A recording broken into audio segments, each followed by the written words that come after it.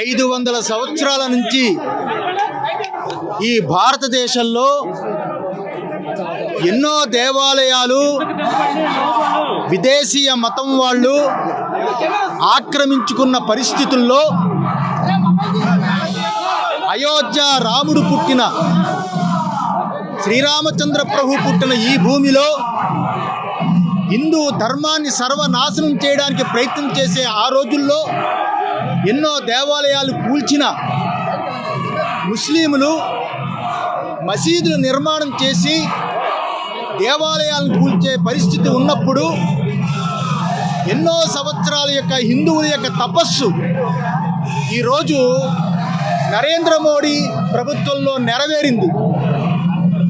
ఎవరు ఏ ప్రభుత్వాలు వచ్చినా స్వాతంత్ర్యం వచ్చిన తర్వాత ఇంత గొప్పగా యావత్తు భారతదేశము గర్వించదగ్గ ప్రపంచమంతటికి భారతదేశం యొక్క గొప్పతనాన్ని వైశిష్ట్యాన్ని తెలియజేసేటట్టుగా అయోధ్యలో శ్రీరామచంద్ర ప్రభువు సీతమ్మవారిని ప్రతిష్ఠ చేయడం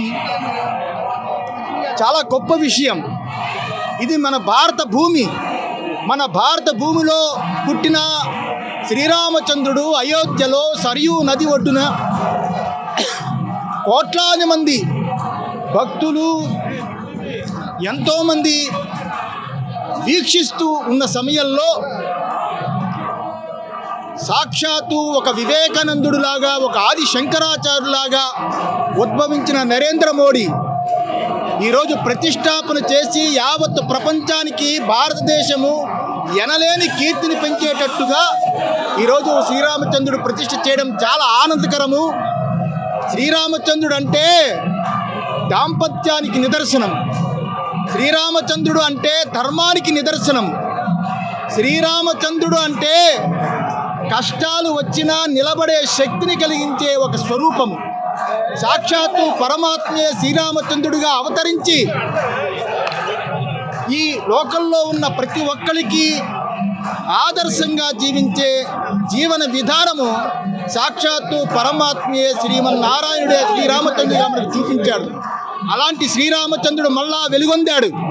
ఈ భారతదేశం ఇంకా గొప్ప స్థాయికి, ఇంకా గొప్ప విలువన్న గొప్ప స్థాయికి ఇంకా ఎదగాలని సాక్షాత్తు రామచంద్రుడిని ప్రార్థిస్తూ నరేంద్ర మోడీకి మరీ ఈ భారతదేశం ప్రజల చొప్పున కృతజ్ఞత చెబుతూ ఈ భారతదేశానికి శ్రీరామచంద్ర ప్రభు యొక్క ఔన్నత్యాన్ని చూపించినందుకు జీవితాంతము ఈ భారతదేశం నరేంద్ర మోడీకి రుణపడి ఉంటుందని మనస్ఫూర్తిగా ఆయన ఆశీర్వదిస్తూ భగవంతుని కోరుతూ ముగిస్తున్నారు.